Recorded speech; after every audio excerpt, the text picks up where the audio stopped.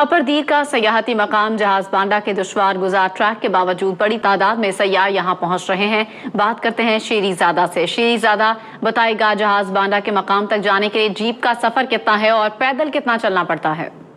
जी, इस वक्त मैं जहाज बांडा में मौजूद हूँ और जहाज बांडा इंतहाई शानदार है, बहुत ही ज़्यादा खूबसूरत मनाजिर है, हर तरफ हरियाली है। मैं थोड़ा सा मंजर आपको दिखाऊँ, अगर आप देखें तो यहाँ पर सयाहों की सहूलत के लिए टेंट भी लगा दिए गए हैं, होटल भी बन गए हैं और काफ़ी रौनक लगा हुआ है यहाँ पर और बड़ी तादाद में सयाहों की आमद का सिलसिला जारी है।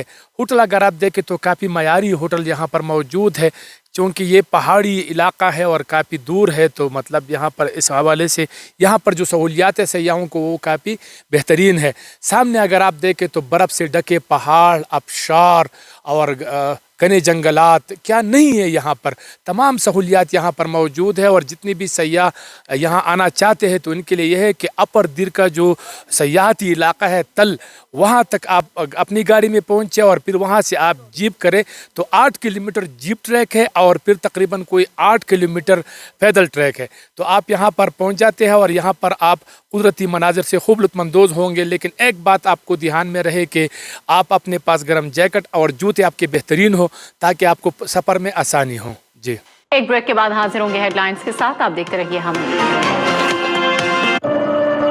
चाय पी रहे हैं और आपको दर्द